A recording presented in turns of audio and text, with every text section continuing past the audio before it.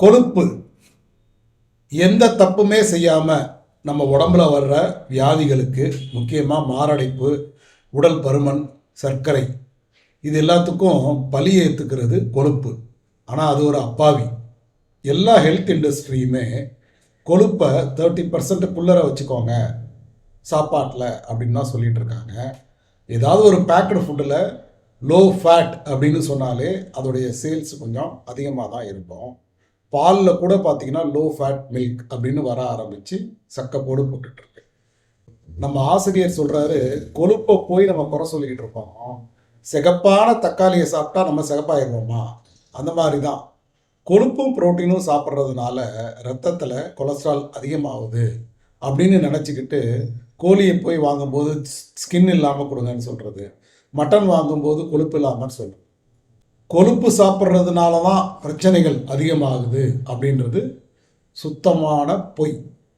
இந்த கொழுப்பான மிருகம் அப்படின்னு பார்த்தீங்கன்னா நல்லா கொழுன்னு இருக்கிறது பன்றி. ஆனால் அந்த பன்றிக்கு கொழுப்பு கொடுத்து தான் அதை கொழுக்க வைக்கிறாங்களா அப்படின்னு கேட்டிங்கன்னா அப்படி கிடையாது. நல்ல மக்காச்சோளத்தையும் கொழுப்பு இல்லாத பாலையும் சேர்த்து அதிகமாக கொடுத்து தான் அதை நல்லா கொழுன்னு கொழுக்க வைக்கிறாங்க.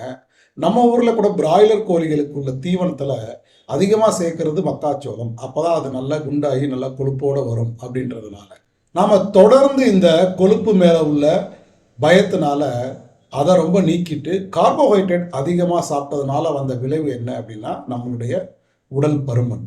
இந்த உடல் பருமன் அதிகமாகி சர்க்கரை வியாதியில் கொண்டு போய் விட்டுருச்சு. அது அதிகமான ட்ரைகிளிசரைடையும் உற்பத்தி பண்ண ஆரம்பிச்சிச்சு. இந்த அதிகமான ட்ரைகிளிசரைட், அதிகமான கொழுப்பு சேர்க்கைக்கு நாம் சாப்பிட்ற அதீத கார்போஹைட்ரேட் தான் காரணம், கொழுப்பு கிடையாது. அப்புறம் ஏன் மருத்துவர்கள் கொழுப்பு சாப்பிடாதீங்க, உணவில் கொழுப்பை குறைச்சிக்கோங்கன்னு சொல்கிறாங்க? யாராவது ஒருத்தர் ஒபிசிட்டி, டயபிட்டிஸ்ன்னு போனால், இல்லை ஹார்ட்டில் ப்ராப்ளம்னு போனால் ஏன் சொல்கிறாங்கன்றது ஒரு கேள்வி வரும்.